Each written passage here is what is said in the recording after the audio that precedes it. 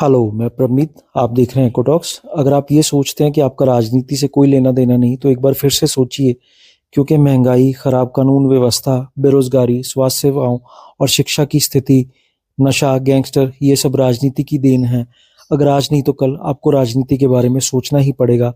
लेकिन सवाल ये है कि क्या हमेशा वही पुराने चेहरे सरकार और प्रशासन को चलाते रहेंगे, या अब समय आ गया है नए चेहरों को मौका दिया जाए। यहाँ बात केवल बदलाव की नहीं बल्कि सुधार की हो रही है।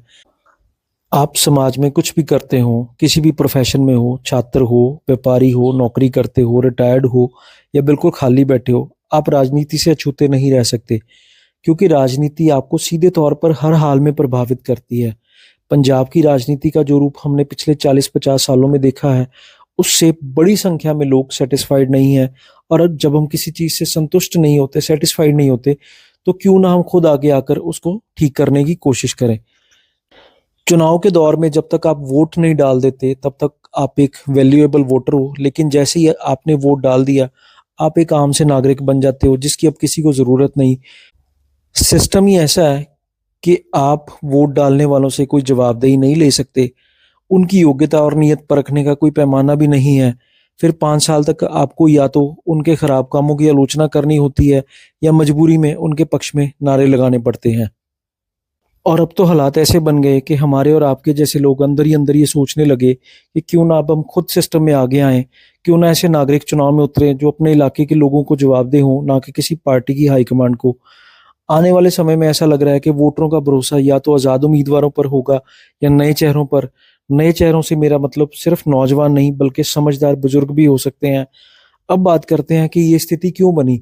सरकार के कामकाज और नीतियों का विश्लेषण करना विपक्षी पार्टियों और मीडिया की जिम्मेदारी होती है। मीडिया क्या कर रहा है वो हम सबको पता ही है, लेकिन पंजाब की विपक्षी पार्टियां क्या कर रही हैं, ये भी आप दर्शक भली भांति समझते हो। पंजाब की मुख्य ऑपोजिशन पार्टी कांग्रेस, जिसके अध्यक्ष को बसों की बॉडी के मुद्दे पर चुप करवा दिया गया, और विधानसभा में विपक्ष के नेता को एक निजी चैनल को दिए गए बयान के आधार पर एफआईआर करके चुप करवा दिया गया। ऐसे में मेन ऑपोजिशन पार्टी कांग्रेस को तो आप लगभग खत्म ही समझिए। अकाली दल और भाजपा की बात करें तो अकाली दल अभी सर्वाइवल मोड में है, और वो भी जब तक पुराने चेहरों के साथ चुनाव मैदान में उतरता रहेगा, वो आगे नहीं बढ़ सकता। एक रीजनल पार्टी होने के नाते उन्हें भी नए युवा चेहरों को आगे लाना ही होगा, तभी वे विधानसभा की सीढ़ियां चढ़ सकेंगे। भाजपा की बात करें तो पंजाब में उनका कोई ठोस चेहरा है ही नहीं, इसलिए इस वीडियो में तो हम भाजपा को छोड़ ही देते हैं। अब क्योंकि राजनीति और सिस्टम से कोई भी नागरिक अछूता नहीं रह सकता, इसलिए सिस्टम को ठीक करने के लिए अब समाज के जिम्मेदार, पढ़े लिखे और धर्मनिरपेक्ष नए चेहरों को आगे आना होगा। मैं ये बात अपनी तरफ से नहीं कह रहा, बल्कि आंकड़ों और समाज में लोगों से बात करते हुए लोगों की सोच के आधार पर कह रहा हूँ कि एक बड़ी संख्या में लोग अब नए चेहरों को मौका देना चाहते हैं। आंकड़ों की बात करें तो वोटर डेमोग्राफिक्स के अनुसार पंजाब की कुल आबादी 2024 में करीब 3.2 करोड़ थी। इनमें से 2.2 करोड़ वोटर थे, और इनमें से 18 से 35 वर्ष की उम्र के लगभग 1.2 करोड़ वोटर थे, जो कुल वोटरों का 55% से ज्यादा है। भले इसमें मूल पंजाबी कितने हैं और बाहर से आकर बसे लोग कितने, ये एक अलग विषय है, लेकिन सबसे बड़ा ये वोट बैंक अब नए चेहरों को मौका देने के पक्ष में दिखाई दे रहा है। यहाँ पर यह भी एक बात इंपॉर्टेंट है कि 2022 के चुनाव से पहले 80% से ज्यादा विधायक वही पुराने चेहरे होते थे, पर जनता को अब इनमें से किसी पर भी कोई भरोसा नहीं रहा।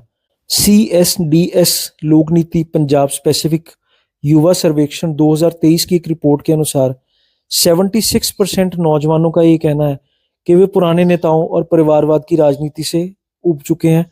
पुराने नेताओं के ही बेटे, भतीजे, भांजे, बहुएं, पति, पत्नियां और रिश्तेदार चुनाव लड़ते हैं और राजनीति में आ जाते हैं। इसी सर्वे में 59% नौजवानों का ये कहना है कि वो ऐसे नेता चाहते हैं जो उनके अपने इलाके से आते हो, उनके अपने हलके से आते हो, ना कि पैराशूट से उतार कर उनके ऊपर थोपे गए हो। 68% नौजवान ये मानते हैं कि उनके नेता की शिक्षा, सोशल मामलों की समझ, कम्युनिकेशन स्किल और डिजिटल समझ बहुत जरूरी है। साथ ही उस पर पहले से कोई केस या एफआईआर दर्ज नहीं होनी चाहिए। यहां पर मैं एक बात का जिक्र करूंगा और आपको अलर्ट भी करूंगा कि 2027 विधानसभा चुनाव में बड़ी संख्या में पंजाब पुलिस से रिटायर्ड पुलिस अफसर चुनाव लड़ने की कोशिशें कर रहे हैं, इधर उधर पार्टियों में हाथ पैर मार रहे हैं। इसका सीधा सीधा मतलब ये है कि वो अपने पुराने कारनामों को छुपाने की कोशिश करेंगे और उनको एक पॉलिटिकल शील्ड भी चाहिए। इनमें से एक पुलिस अफसर ने तो पिछले जो गिद्दड़बाहा के चुनाव हुए थे, उपचुनाव हुए थे, उसमें अपने हलके से बाहर जाकर टिकट पाने के लिए पूरा जोर लगाया, लेकिन चीफ मिनिस्टर ऑफिस तक उसकी रिपोर्ट पहले ही पहुंच चुकी थी, जिसके चलते उसकी टिकट काट दी गई। अब आगे बढ़े तो पंजाब अर्बन सर्वे 2024 के मुताबिक 61% लोग अब पुराने नेताओं पर बिल्कुल भी भरोसा नहीं करते, खासकर कांग्रेस और अकाली दल पर। ये बात उन नेताओं पर भी लागू होती है जो इन्हीं पार्टियों से निकलकर आम आदमी पार्टी में शामिल हुए, क्योंकि आम आदमी पार्टी को जो 92 सीट्स मिली थी, 92 सीटें मिली थी, उसमें से भी 65% उम्मीदवार पहले से ही किसी और पार्टी या विचारधारा से जुड़े हुए थे। इसके अलावा 34 उम्मीदवार ऐसे थे जो पहली बार चुनाव लड़े, पर इनमें से केवल 12 ही जीत सके और वो भी अपनी पार्टी हाईकमांड के आगे घुटने टेक कर बैठे हुए हैं। 47% लोगों का ये कहना है कि उनके विधायक उनके इलाके में कम ही दिखते हैं, और अगर दिखते भी हैं तो वो हमारे किसी काम नहीं आते। इसका सीधा सीधा मतलब है कि लोग ऐसा लीडर चाहते हैं, ऐसा नेता चाहते हैं या ऐसा एमएलए चाहते हैं जो उनकी अप्रोच में भी हो और उनके लिए जवाबदेह भी हो।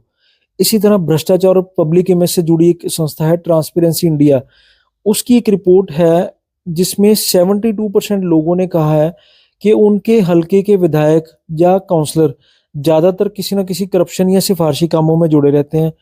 वहीं पर नए युवा नेताओं को वोट देने वाले 60% वोटरों का कहना है कि वे अगली बार फिर से कोई नया चेहरा चुनना चाहेंगे। इसका मतलब ये है कि जिन नए चेहरों को उन्होंने इस बार वोट दिया था वे उनके कामों से संतुष्ट नहीं है। आगे बढ़े तो कनाडा, यूके, यूएसए और ऑस्ट्रेलिया में बसे पंजाबियों में से 83% का मानना है कि वे चाहते हैं कि पंजाब में साफ सुथरी और नई राजनीति आगे आए। भारतीय विदेश मंत्रालय की एक रिपोर्ट के अनुसार 12 लाख से ज्यादा पंजाबी एनआरआई साफ साफ सीधे सीधे तौर पर सिर्फ पंजाब के विकास में रुचि रखते हैं, और इसीलिए नए चेहरों को आगे लाने की इच्छा केवल पंजाब तक ही सीमित नहीं है बल्कि प्रवासी पंजाबियों में भी है। अगर बात करें पुरानी लीडरशिप की नाकामियों की, तो कई सालों तक इन्हीं परिवारों ने, इन्हीं नेताओं ने पंजाब पर राज किया है, और हमारे कुछ लालची वोटरों ने कभी मुफ्त बिजली, कभी मुफ्त राशन, कभी मुफ्त दारू और कभी 500 के नोट के बदले अपनी आने वाली पीढ़ियों का भविष्य गिरवे रखने में कभी हिचकिचाहट नहीं की, जबकि इन्हें समझ ही नहीं आया कि उनकी हैसियत एक वोटर से ज्यादा कुछ भी नहीं, और एक बार अंगूठे पर काली स्याही लगने के बाद तो उन्हें बिल्कुल ही ब्लैकआउट कर दिया जाता है। अब जबकि पंजाब की समस्याएं जस की तस रही, ना किसानों की हालत सुधरी, ना नशा खत्म हुआ, ना पलायन रुका, ना इमिग्रेशन एजेंटों की ठगियां रुकी, ना नई इंडस्ट्री लगी, शिक्षा क्रांति के नाम पर सिर्फ स्कूलों की दीवारें रंग दी गई, सेहत क्रांति, अस्पतालों के ऑपरेशन थिएटरों में जनरेटर तक नहीं मुहैया करवा सकी, सड़कें टूटी पड़ी हैं, महंगाई बढ़ती जा रही है, टैक्स बढ़ते जा रहे हैं, आम आदमी पिसता जा रहा है, और आम आदमी पार्टी के नाम पर वोट लेने वाले उसी आम आदमी को कुचलते जा रहे हैं।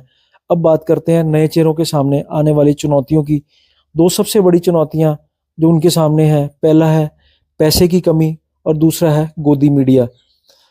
जहां पुराने नेता चुनाव में करोड़ों रुपए खर्च करते हैं, वोटरों को भरमाते हैं, वोटरों को लालच देते हैं, अपनी चुनावी रैलियों में बड़ा खुलकर पैसा खर्च करते हैं, वही चुनाव के दौरान ये गोदी मीडिया पूरी तरह से पेड मीडिया में बदल जाता है। बकायदा अखबारों और टीवी चैनलों के पैकेज बनते हैं जो पार्टियों और कैंडिडेटों को बेचे जाते हैं। उसी पैकेज के हिसाब से पार्टियों और उम्मीदवारों को कवरेज दी जाती है। नए चेहरे इन पेड मीडिया के लिए कोई फायदे का सौदा नहीं, क्योंकि इन मीडिया हाउस की दुकानें चलाने वाले दुकानदारों को इन नए चेहरों से कोई फायदा नहीं मिलता। लेकिन अगर आप सोच लो तो कुछ भी नामुमकिन नहीं, कुछ भी इम्पॉसिबल नहीं। जो काम पेड मीडिया या मेन स्ट्रीम मीडिया नहीं कर सकता, वो काम सोशल मीडिया फ्री में कर सकता है। आज पंजाब में अलग अलग बैकग्राउंड से आने वाले लोग, वकील, शिक्षक, छात्र या आम नागरिक, उन्हें आगे आना होगा अगर उन्हें पंजाब को बचाना है, अपने हलके को बचाना है और अपनी आने वाली पीढ़ियों के भविष्य को बचाना है। यहाँ मैं बदलाव शब्द का इस्तेमाल इसलिए नहीं कर रहा क्योंकि बदलाव शब्द ने पंजाबियों को बड़े अच्छी तरह से धोखा दिया है। यहाँ बात बदलाव की नहीं बल्कि सुधार की हो रही है, क्योंकि अगर जागरूक वोटरों ने नए चेहरों को बाशर्त मौका दिया होगा तो ये नए चेहरे अच्छी तरह से जानते होंगे कि अगर सुधार नहीं किया तो अगली बार जनता इन्हें बिल्कुल मौका नहीं देगी। इसी डर के चलते ही अच्छा काम भी करेंगे और प्रशासन से सही ढंग से काम भी करवाएंगे, फिर इन्हें इश्तिहारबाजी की जरूरत भी नहीं पड़ेगी। दूसरे शब्दों में कहें तो इसी सरकार को, इसी सिस्टम को चलाने के लिए लोग हम खुद चुनते हैं, इसलिए अगली बार फैसला सोच समझ कर करना, नहीं तो एक और जनरेशन जो है वो इसी तजर्बे में निकल जाएगी। मेरी समझ के मुताबिक पंजाब के लोगों को अब पार्टियों के कैंडिडेट्स की बजाय आज़ाद कैंडिडेट्स पर दाव लगाना चाहिए, क्योंकि आज़ाद उम्मीदवार पहले तो आपके हल्के से होगा, दूसरा वो किसी पार्टी का एजेंडा नहीं चलाएगा, तीसरा वो किसी हाईकमांड के अधीन नहीं होगा और उसकी जवाबदेही सीधी जनता के प्रति होगी। उसे ये एहसास होगा कि अगर जनता ने उसके काम को पसंद नहीं किया तो अगली बार वो चुनाव नहीं जीत सकेगा। अकाली दल हो या कांग्रेस, पुरानी शक्लों को देखकर हम थक चुके हैं। मैंने पहले भी एक वीडियो में जिक्र किया था कि नई राजनीति में अब पुराने चेहरे लोग पसंद नहीं करते। आम आदमी पार्टी ने भी 2022 की जीत के बावजूद नई लीडरशिप को आगे लाने की बजाय पुरानी पार्टियों के पुराने चेहरों को ही आगे लाकर खड़ा किया और रही सही कसर दिल्ली मॉडल को पंजाब में रोल आउट करके पूरी कर दी। अब आगे बात यह है कि जब आपके हमारे जैसे लोग केवल अपने हल्के की फिक्र करेंगे, लोगों को जाकर समझाएंगे कि उनका एजेंडा क्या है, वो क्या सोचते हैं और उनकी जनता के प्रति जवाबदेही कैसे रहेगी, तब जाकर कोई फर्क पड़ेगा। जो बिना मांगे जनता को इंटरव्यू दे, उनके सवालों के जवाब दे और उन्हें ये एहसास दिलाए कि वो अपने इलाके के लिए सही काम कर सकता है। अगर मैं गलत नहीं हूं तो ये काम पार्टी के उम्मीदवार से ज्यादा अच्छा एक आजाद उम्मीदवार कर सकता है। आखिर में मैं बस इतना कहूंगा, हिम्मत करो, आगे आओ, कदम बढ़ाओ, सिर्फ अपने लिए नहीं, सिर्फ पंजाब के लिए नहीं, बल्कि अपनी आने वाली पीढ़ियों के लिए। आप देख रहे थे इको टॉक्स, मैं प्रवनीत।